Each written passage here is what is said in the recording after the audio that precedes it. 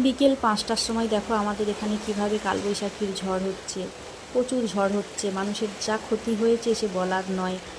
যারা ধান চাষ করেছে প্রচুর ধানের ক্ষতি হয়ে গেছে, মানুষ ঘরের ধান তুলতে পারেনি।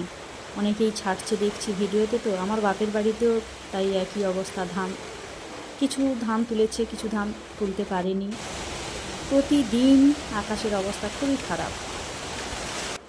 ঝড় শুরু হওয়া মানে আমাদের গ্রামের দিকে কারেন্ট একদম অফ। কারেন্ট যে কখন আসবে ঠিক নেই। তো আমি আমাদের এই সোলার আছে, সোলারের আলো জ্বালিয়েই বসেছি, দেখাচ্ছি এখন। এই যে সোলারের আলো, শুধু আলোটা জ্বলে, আর কিছু কোনো ফ্যানও চলে না, মোবাইলও চার্জ দিতে পারি না।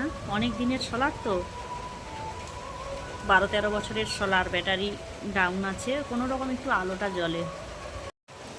প্রকৃতির মার সবাইকেই মেনে নিতে হবে। এটা যদি কোনো গরু, ছাগল বা মানুষ যদি কারোর কোনো ক্ষতি করতো, কত ঝগড়াঝাঁটি, মারপিটও হয়ে যেত। গরু ছাগলকেও মানুষ মারধর করতো। তো প্রকৃতির মার সবাইকে মানতে বাধ্য। তো দেখো বাইরে এই যে বৃষ্টি হচ্ছে, এখনও পর্যন্ত বৃষ্টি হচ্ছে, সেই 5টার থেকে শুরু হয়েছে। তো ভিডিওটা এই পর্যন্ত। সবাই ভালো থেকো, সুস্থ থেকো। দেখা হবে কালকে কোনো এক ভিডিওতে। টাটা সবাইকে।